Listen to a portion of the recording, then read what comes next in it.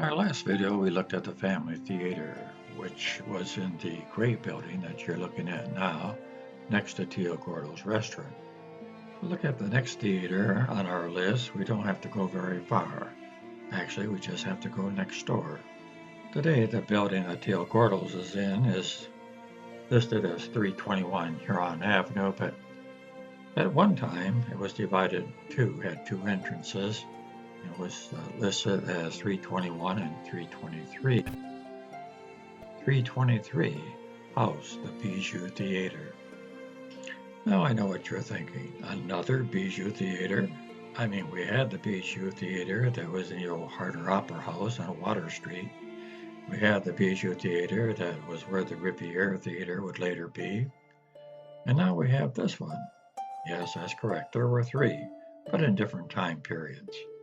The new theater was opened in 1905. The new vaudeville theater on Huron Avenue will be known as a Bijou. It will have an 18-foot stage and will seat 300 people, and there will be two entrances. The doors were opened to this theater October 30th, 1905. The new Bijou Theater opened this afternoon with a matinee which was largely attended. Entertainment will be given this evening at 7:30 and 9 o'clock. The new theater presents a splendid bill of high-class vaudeville artists headed by, and then they go on to name the artist. And just in case you couldn't pronounce that name or didn't know how to pronounce it, they made it easy for us. Much confusion has been caused over the pronunciation of the name of the Port Huron's new vaudeville theater, the Bijou. The correct pronunciation as given by Webster is as if it were spelt, and they go on to spell it, Bijou. Bijou. Bless you. Except on the first syllable. In 1905, the theater should have done very well. The only competition they had was the City Opera House. The Bijou Theater on Water Street had closed. The Edison Theater on Water Street had closed. And the Arcade Theater on Military Street had not yet opened. Here's an ad for the theater. 3 shows daily. Polite vaudeville. I wonder what polite vaudeville is. Prices 15 cents in the afternoon, 20 cents in the evening. Here's one of the acts that played there, The Juggling Tramp at the new Bijou Theater. And here's another act, Baby Ina Winkoff, polite little actress at the Bijou this week. There's that word polite again. I think it is to distinguish it from perhaps the raunchy type vaudeville. The theater was opened in October of 1905, and this article was written in November of 1905, stating that it was already a fad. To say that the cozy Bijou Vaudeville Theater is becoming a fad would be putting it mildly. It is one of the greatest successes in the theatrical line ever attempted in this city. And it goes on to talk a little bit about it. You can read it yourselves. But surely, only success would be in the future for this theater. In December of 1905, this appeared in the paper. Financial failure. The Bijou Theater gave last performance Friday night. Manager Cropper left town owing many debts. Who would have guessed? That same month in 1905, the theater was reopened, and now it was going to be the Temple Theater instead of the Bijou Theater. But the Temple Theater was also short-lived. It lasted probably less than a year. But I'm sure this is a theater that none of us heard about. But now we have. And as I told you earlier, the building that you're looking at, the restaurant building, this was divided into two with two different businesses. And the right side of the building, or the northern side, was where the theater was. And there was a drugstore on the left side. This would have been the first replacement building that was put up after the St. Clair Hotel burned down. In 1904, it was listed as a new building with no occupants, and the building that you see on the left wasn't even built yet. But originally, it would be built, and a sample room would go into that building. The St. Clair Hotel took up a good share of the 300 block of Huron Avenue. You can see by this red rectangle where it would have been. And here's a photo of the hotel. Previously it was the Huron House and changed its name to the St. Clair Hotel. We looked at this hotel briefly in video number 2. Since that time, we've got new information and new pictures as well. So I thought I'd share with you those things in this video now. One of these photos that I didn't have before is this one here. It was supplied by Vicki Priest. She did a wonderful article on the St. Clair Hotel on her website, Port Huron Area History and Preservation Association. So if you get a chance, take a look at it. The angle on this photograph is pretty severe, but you can pretty well tell where the hotel begins and ends by the globes on top of the roof. And as we scroll down here, we see the signage on the building just to the south of the hotel. And I believe that signage says Chambers and Mudford, cigar manufacturers. This building would also be destroyed in the fire. I wouldn't be surprised the sign you see on the street was an advertisement for the cigar company. Here you see an advertisement for the cigar company. Something else I didn't realize about this hotel is that when you look at the Sanborn map in color, that white spot in the middle, that's a courtyard. And in this pictorial map, you can see that large building in the center that's marked number 10. That was the St. Clair Hotel. Number 11 is where the cigar manufacturing was.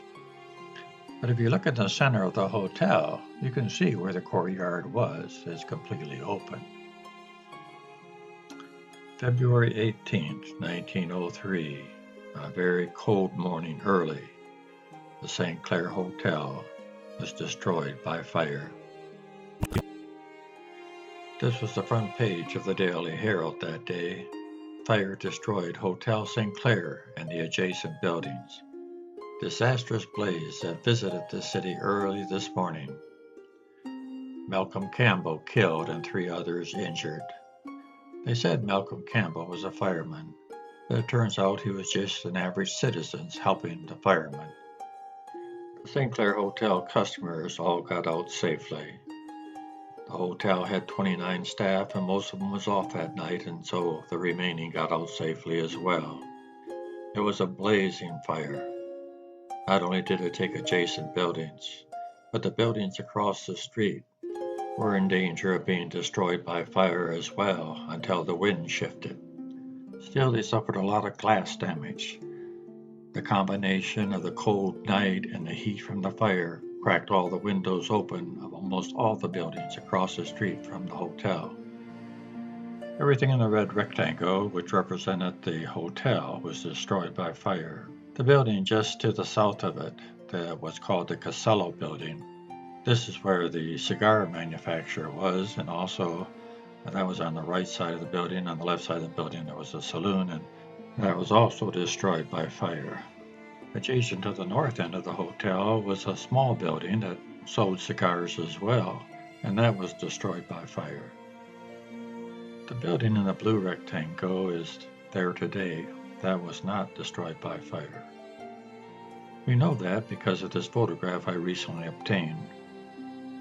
In this photograph, you can see the tall walls of the hotel. And then you can see the building, which is quite distinctive because of the 2 oval windows in the front of the building. Then you have that little tiny building in between. That was a little cigar store also that got destroyed. So most of that whole block had to be rebuilt. And the first building that was rebuilt was the building that Teal Gordos is in today. I told you that it was divided in 2. The 1904 directory just showed it as 321 and listed it as a new building. It wasn't even occupied yet. The 1907 directory, it showed that there was a drugstore on the south side and that there was Asman's Florals on the north side. And the building was divided into 321 and 323. We know that 323 was the Bijou Theater before the Asman Floral was there. This photograph that we're looking at now must have been after 1904 because we can see both buildings are built at this time. In this photograph, you can see the signage Aspen Flowers at the top of the photograph, and as we go down the photograph, we can see the two separate entrances, the left side being the drugstore and the right side being Aspen Florist. Something that was unique about this floral shop was not only did they sell flowers, but they sold birds. And I imagine these were rare birds, not just canaries, but these are imported birds according to the ad. Asman Floral was started by a man named Charles William Asman. He was born in 1870 in Port Huron. After he graduated from Port Huron Business College when he was only 16 years old, he worked for his father, John Asman, who operated a grocery. Later, he worked for his brothers, the late John Asman and Frank Asman, who operated a store for the International Tea Company, which was located in the north end of the St. Clair Hotel. You can see from this advertisement for International Tea Store they carried other things besides tea, including flowers. And they must have been pretty heavily into flowers to offer funeral designs, and perhaps this is where Mr. Asman got the idea of opening his own flower store. But he did, and he opened it in, where else? The St. Clair Hotel. About a year later, the hotel burned, as we saw previously, and he lost his entire stock. After the fire, he started business elsewhere in town. 2 years later, he returned to the rebuilt block at 323 Huron Avenue, where he remained until 1930, when he opened a store and greenhouse at 3550 Gratiot Avenue. This is what that location looks like today, but back then it looked like this. Many of us remember this greenhouse up by Lakeside Park. It was there for a long time, up until the 1970s. Of course, it wasn't as easy as just plopping a greenhouse on some land. The land back then was woods, lots of trees, and they had to be cleared, which the Asmans did, as you can see here. He also cleared a good share of Sherman Woods as well. We're very fortunate to have these photographs. Here you can see a dirt road, Gratiot, with a streetcar going north. And in this one, you can see it going south. Both taken in front of the Asman greenhouse. Something I probably should clarify. I told you that he moved to the greenhouse from his storefront on Huron Avenue in 1930. But the greenhouse was actually built in 1909, and he used it, of course, to keep his plants and greenery. And in 1930, I'm sure he realized it was more economical to run one place than two, and so he moved the whole operation up there.